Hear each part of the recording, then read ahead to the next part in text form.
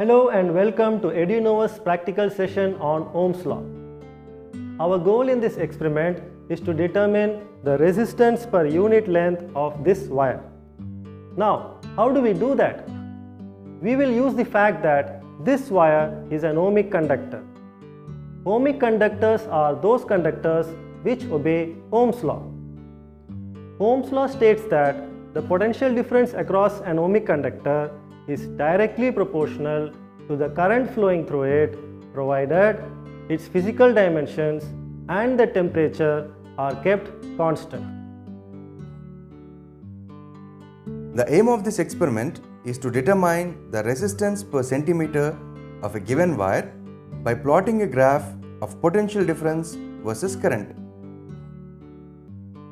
The apparatus used in this experiment are a resistance wire, a voltmeter of range 0 to 3 volts, and milliammeter of range 0 to 50 amps, battery eliminator, a rheostat, a meter scale, one-way key, and connecting wires.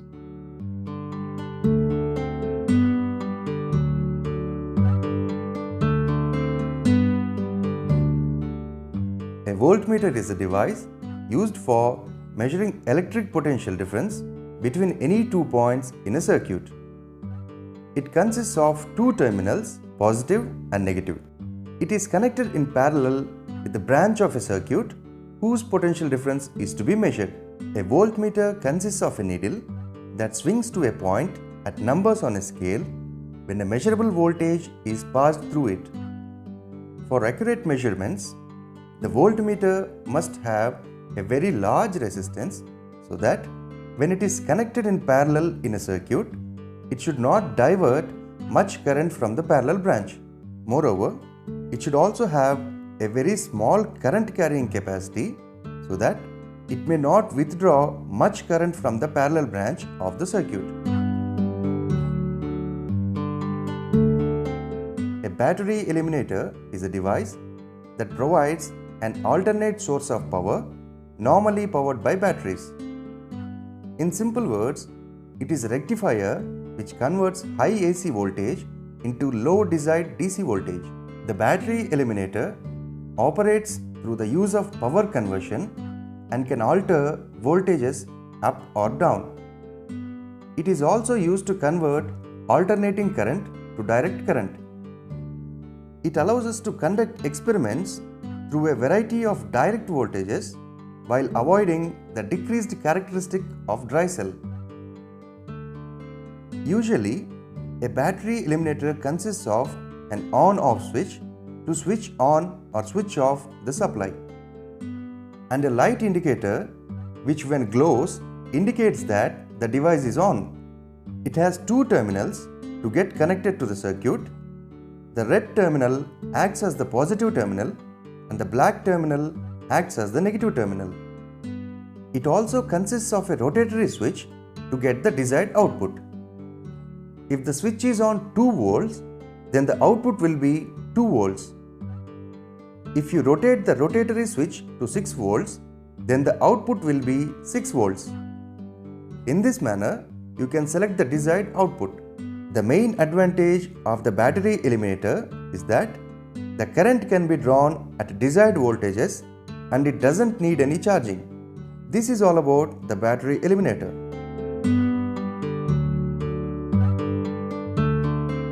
It is a device whose resistance to electric current depends on the position of some mechanical element or control in the device.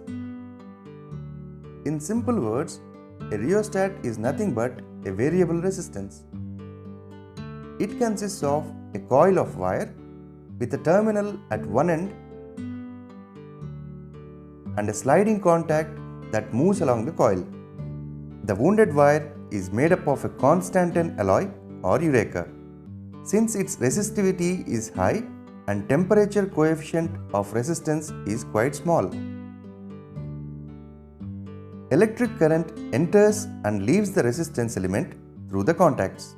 By moving the sliding contact towards or away from the fixed contact, the length of the resistance element through which the current travels can be decreased or increased. Here, we can observe that the sliding contact is moved a bit further from the fixed contact. When the current is passed, it enters through this terminal and passes through the windings and leaves through the other terminal. In this way, the current in the circuit can be increased or decreased. With this background information, I think you are now ready to perform this experiment. Here we have all the apparatus we need to perform this experiment. So let's make the connections as per the circuit diagram. As usual, we will start with the positive terminal of the power supply, since the current starts from there. We need to connect the ammeter, the resistance wire, the rheostat and the key in series with the power supply. So let me start by connecting the positive terminal of the power supply to the positive terminal of the ammeter.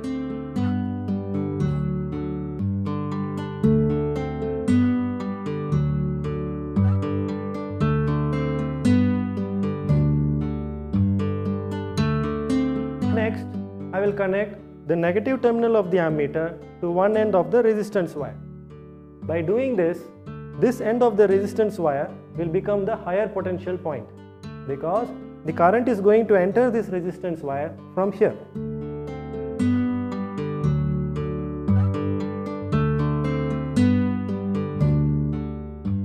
Next, I will connect the other end of the resistance wire to the lower terminal of the rheostat.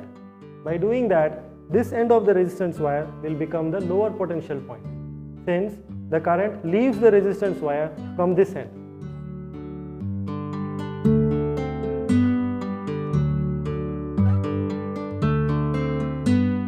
Next, I will connect the upper terminal of the rheostat to the one end of the key.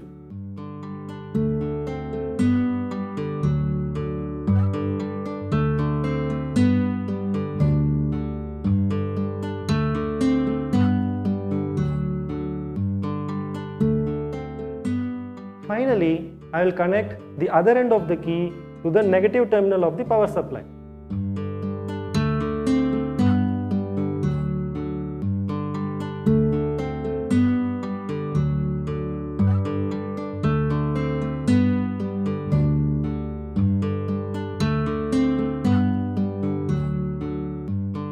This completes the connections in series. Now, I need to connect the voltmeter in parallel to the resistance wire. For that, I must connect the positive terminal of the voltmeter to the higher potential end of the resistance wire.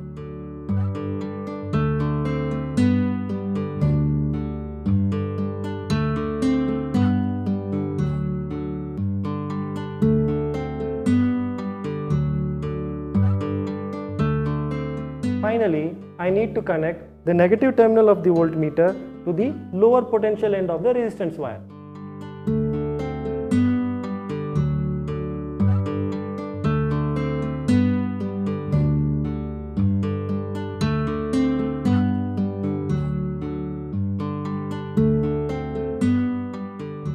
With this, the connections are complete. Let me summarize the connections for you once again. As you can see, the power supply, the ammeter, the resistance wire,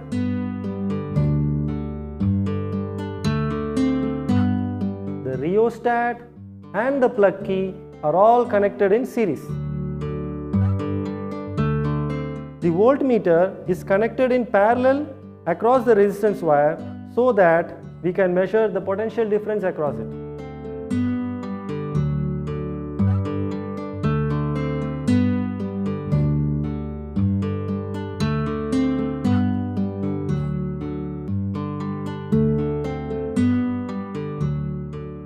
Now, two important points you need to remember. One is that the positive terminal of the ammeter should be connected to the positive terminal of the power supply, and the positive terminal of the voltmeter should be connected to the higher potential point of the resistance wire, and the negative terminal of the voltmeter should be connected to the lower potential point of the resistance wire. Now that you are familiar with the connections, let's note down the least count and range of the ammeter and voltmeter. When I look at the voltmeter scale, I find that 10 small divisions make up 0.5 volts. That means one small division would equal 0.5 divided by 10, which is 0.05 volts. Therefore, the least count of the voltmeter must be 0.05 volts. And the range of this voltmeter is clearly 0 to 3 volts. When I look at the ammeter scale, I find that 10 small divisions make up 10 milliamperes. Therefore, one small division must be equal to 10 milliamperes divided by 10, which is 1 milliampere. Therefore, the least count of the ammeter must be 1 milliampere. And the range of this ammeter is clearly 0 to 50 milliamperes.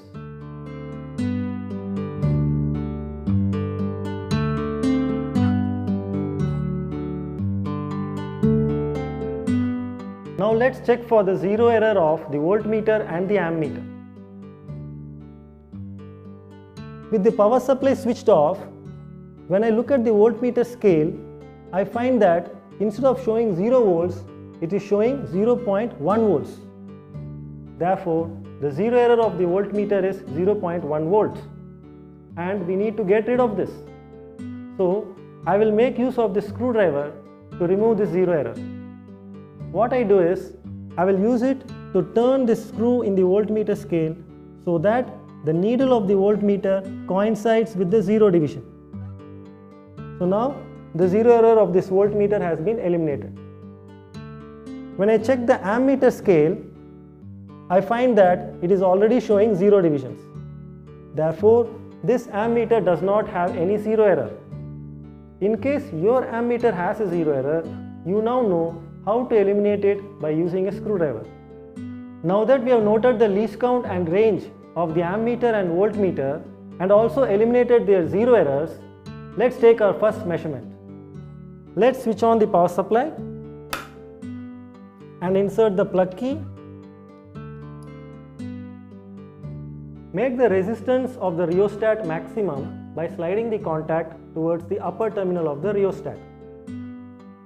Now, the current through the resistance wire is minimum. Note down the ammeter and voltmeter readings. The ammeter shows 18 milliamperes and the voltmeter shows 0.45 volts. This completes our first measurement.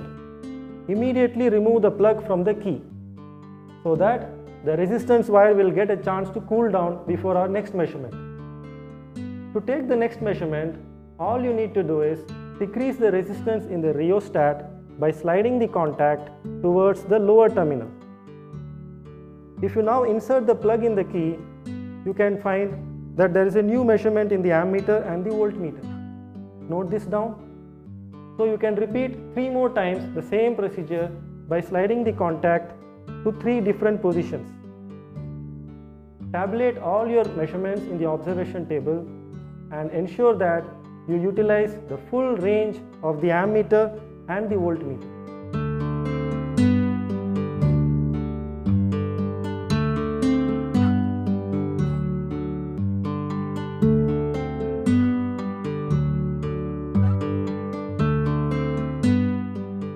Length of the resistance wire is 150 centimeters. Range of the given ammeter is equal to 0 to 50 milliamperes and the least count of the given ammeter is equal to 1 milliampere. Range of voltmeter is equal to 0 to 3 volts. Least count of voltmeter is equal to 0.05 volts.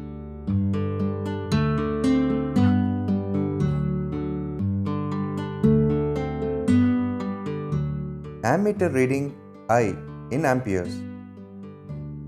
In the first observation, when the current in the circuit is minimum, the ammeter reading is 0.018 amperes.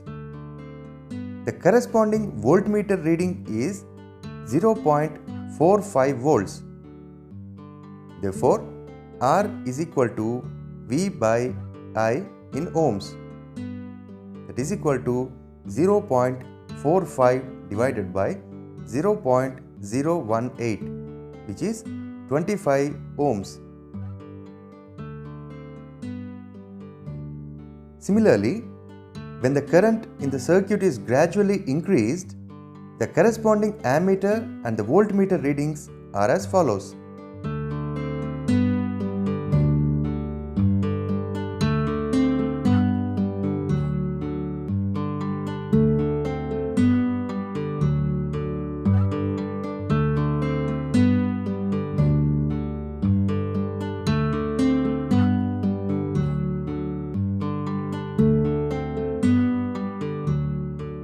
Mean resistance R is equal to 23.3 ohms. Resistance of the wire per centimeter is equal to 23.3 ohms divided by 150 centimeters. It is equal to 0.15 ohm per centimeter.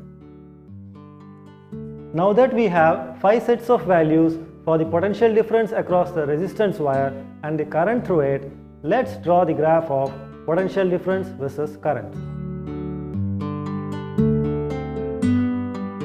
Using the values of I and V, we plot a graph taking ammeter reading I on x-axis and voltmeter reading V on y-axis. We select a suitable scale. On x-axis, 1 centimeter is equal to 0.005 amperes. On y-axis, 1 centimeter is equal to 0.20 volts. Now, let us plot the points on the graph.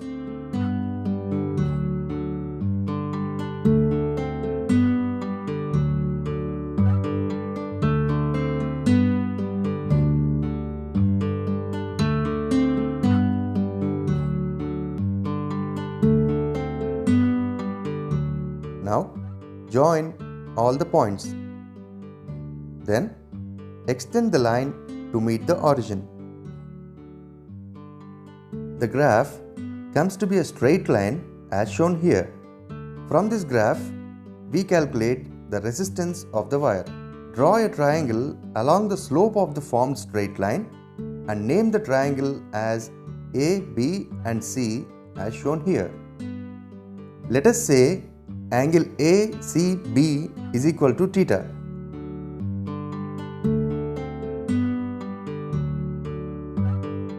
Then the resistance R is given by tan theta and tan theta is equal to the opposite side by adjacent side, that is AB by BC.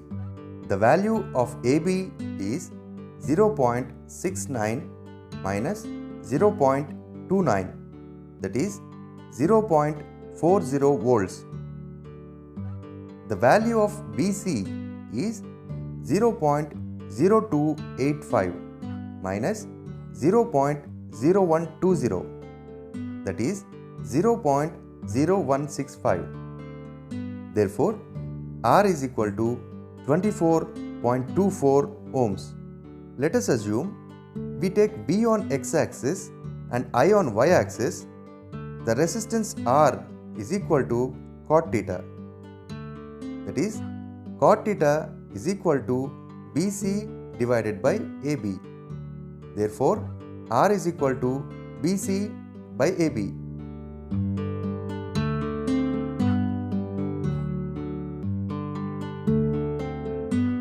The connections should be neat, clean and tight. The connecting wire used should be thick copper wires and the insulation near their ends should be removed and rubbed with sandpaper. Appropriate range of the voltmeter and ammeter should be taken.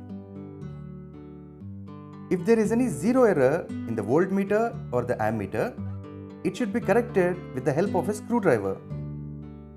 The key should be inserted only while taking the observations to avoid the heating of resistance. Otherwise, its resistance will increase. The unknown resistance chosen should have high values in comparison with the internal resistances of the cells used. I am sure that after watching this video, You have now understood how to find the resistance per unit length of the given resistance wire by plotting a graph of potential difference versus current. So now you are ready to perform this experiment in the lab completely on your own without any assistance. Thank you for watching this video.